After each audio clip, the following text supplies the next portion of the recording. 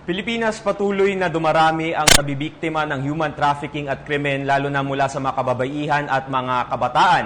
Kaya naman ngayong nakapasok na ang bagong administrasyon, ano nga kaya ang gagawing hakbang ng Philippine National Police? Kaya ngayong umaga makakasama natin live dito sa studio ang head ng Women and Children Protection Center. Walang iba kundi si General Rosauro Asio. Good morning, sir. Good morning, Jules. Good morning, Diane. Good morning, PTV4 and sa masugid ninyong mga tagapakinig. General, unahin ko nang itanong, ano-ano ba ang iba't ibang uri ng trafficking sa women and children? Diane, there are many forms of trafficking. It depends on the exploitative purpose. The foremost is sex trafficking. Ito yung pangunahin na trafficking and traditional na nakikita natin. There is also labor trafficking. When you put a worker in a poor conditions of working, then that is labor, exploiting him by laborers. And then there is also the sale of organs, trafficking din yan. There is also the mail-to-order bride and the recruitment of minors and children in the armed conflict as fighting soldiers, as warriors. Ito, iba't ibang uri ng trafficking. But the trafficking that we know is yung trafficking about, yung sex trafficking lang nakikita natin. Okay. Sir, base sa datos natin dito sa Pilipinas, ano yung pinakamarami o yung rampant sa lahat ng human trafficking? Sa lahat ng uri ng human trafficking, what we see is ang dominant dito is still the sex trafficking. Ito yung traditional and ito yung mas kilala ng tao.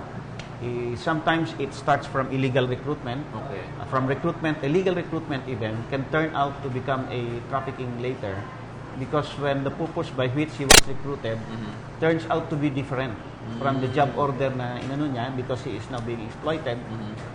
He is initially promised to work in a hotel and later on he lands up in a prostitution bar or in a farm doing hard labor. Then that is already trafficking. It becomes trafficking as what is happening now in our kababayan na napupunta doon sa Mindanao, sa Sabah. They're being forced to work, labor, hard labor and prostitution. Nakakalungkot. Ano pag nakikinig ako kay General Asio na patuloy pa rin nabibiktima ang mga kababayan at kabataan. Ito, sir, nabanggit nyo nga nung bago itong interview, yung sa online, yung cyber sex, hindi lang napunta na rin sa online platform po ito, ano, yung sex trafficking sa mga kababaihan?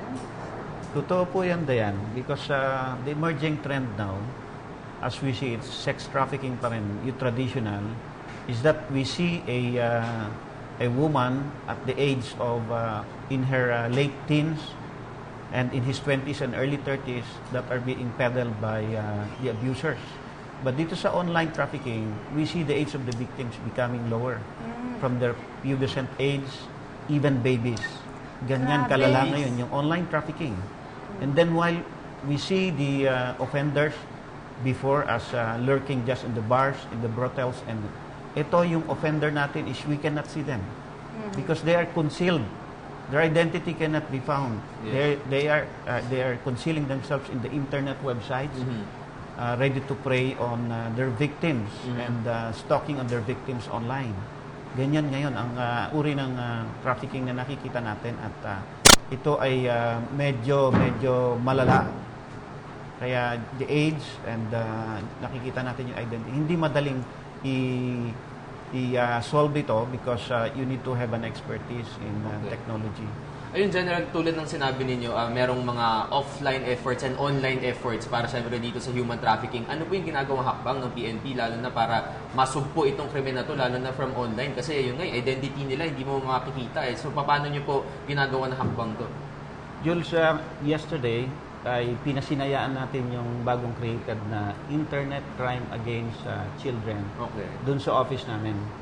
Of course, meron na tayong anti-cybercrime group, but the ACG that we have in the Philippine National Police caters to all kinds of internet crime, cybercrime. Ika nga, merong robbery, may anti-money laundering, merong mga theft na nangyayari, just like what happened in Bangladesh. But the ICAC na pinasinayaan natin kahapon caters purposely doon sa needs ng trafficking. Okay. Kasi minsan, pag ilinilinya pa natin at nag-aantay tayo sa ACG ng results ng forensic, these are forensic examinations, digital forensic examinations na you have to align it first doon sa court bago ka makapag-file ng kaso. medyo na-delay. Kaya with the creation of the ICAC, ito yung bagong trend natin, and this will help easily in solving crimes of internet crime, cyber crimes, itong trafficking. General Asio, nabanggit nyo rin yung kanina yung sa labor trafficking. Ano po ang mga hakbang po ng WCPC patungkol po sa issue na ito? Yes, dito sa labor trafficking, kapartner natin dito ng DOLE, and naging practice na ng WCPC because we found it one of the best practice. Pag nag-ooperate kami, dala-dala na po namin yung DOLE, the Department of Labor and Employment, at sila na yung mismong nagpapasara ng establishment. The case of labor exploitation happens when there is an exploitation on the kind of labor. Like for example, yung pasahod na binibigay doon sa employee is lower than the minimum standards. That is labor exploitation. When you abuse him by letting him work on a job description na kaiba naman doon sa, that is labor exploitation. When you let him work under conditions that is not permissible, on a harsh condition at a dim light, it's not illuminated, tapos there's poor ventilation, at saka yung it is hazardous to itself. These are labor exploitation. Okay. Sir, as we end, dami natin ang pag-usapan, nahimay natin yung sa labor-wise, and of course yung internet, yung sa human trafficking and yung criminality nga. Sir, i-assure po natin mga kababayan natin na talagang desidido itong PNP na talagang masugpo itong krimen na to. Yes, nakikita natin ngayon na emerging trend is a different platform of trafficking.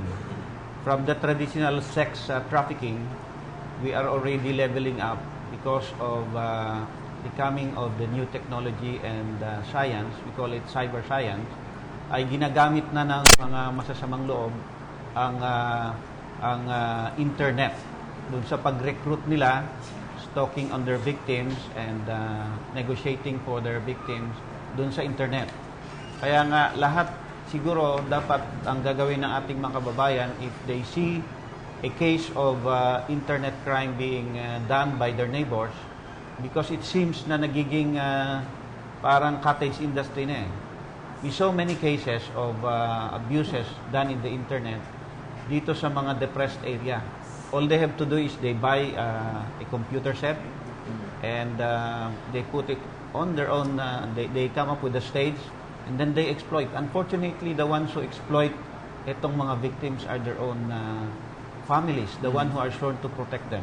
Okay. Nakakalungkot, kaya dapat ito ay agad nating masawata. If the people, the neighbor sees that may nakikita silang exploitation, report it to the WCPC. Okay. Alright, maraming salamat po, General Rosario Asio, ang head ng Women and Children Protection Center. Thank you so Thank much, you, sir. Diane. Thank you, Jules. Okay. Ako po si Cathy San Gabriel. Subscribe na sa PTV YouTube channel. I-click lang po ang subscribe button.